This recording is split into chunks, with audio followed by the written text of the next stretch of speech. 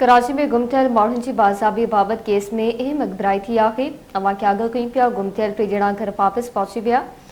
Police Sindh high court में report जमा कराए छॾी आहे। पुलिस रिपोर्ट मूजिबि अब्दुल वाहिद 2023 खां मुस्लिमाबाद मलेर खां गुम आहे।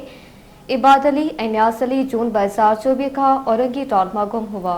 अदालत टिनी शहरनि जी बाज़ाबी बाबति दरख़्वास्तूं घुराए छॾियूं। अहम ख़बर हिकु भेरो ॿीहर अव्हांखे ॾींदासीं।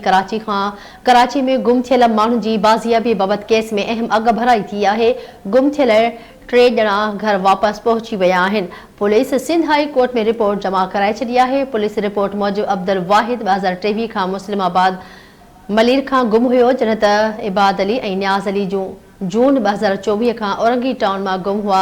अदालत टिनी शहरनि जी बाज़ियाबी बाबति दरख़्वास्तूं खुलाए छॾियूं। अदालत पुलिस खे ॿियनि गुम थियल माण्हुनि जी बाज़ीअ लाइ क़दम खणण जो हुकुम ॾेई छॾियो आहे। वधीक अपडेट वठांसीं, सहाक सरकी लाइन ते मौजूद आहे। जी सहाक, वधीक अपडेट कजो। बिल्कुल सिंध हाई कोर्ट में गुम थियल माण्हुनि जी बाज़ियाबी जे हवाले सां अहम अॻभराई थी आहे, जंहिंमें टे गुम थियल जेके शहरी आहिनि उहे वापसि घर पुॼी आहिनि। जॾहिं त पुलिस पारां जेकी रिपोर्ट आहे उहा अदालत में पेश करे छॾी आहे। जॾहिं त पुलिस रिपोर्ट जे मुताबिक़ अब्दुल वाहिद 2023 मलीर वारे इलाइक़े मां गुम थी वियो हुयो।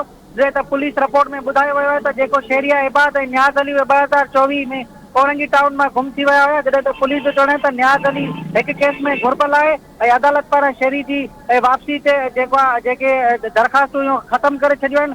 जॾहिं त अदालत पारां टिनी शहरनि जी बाज़ियाबी जे हवाले सां जेके दरख़्वास्तूं आहिनि उहे खुलाए छॾियूं आहिनि। जॾहिं त अदालत पारां पुलिस ऐं ॿियनि इदारनि खे चयो आहे त जेके ॿिया गुम थियल शहरी आहिनि उन्हनि खे बि बाज़ियाब करायो वञे, जंहिंमें जस्टिस ज़फ़र अहमद राजपुर जी सरबराही में 2 रुकनी बेंच गुम थियल माण्हुनि जी बाज़ियाबी जे हवाले सां दरख़्वास्तनि ते ॿुधणी पई।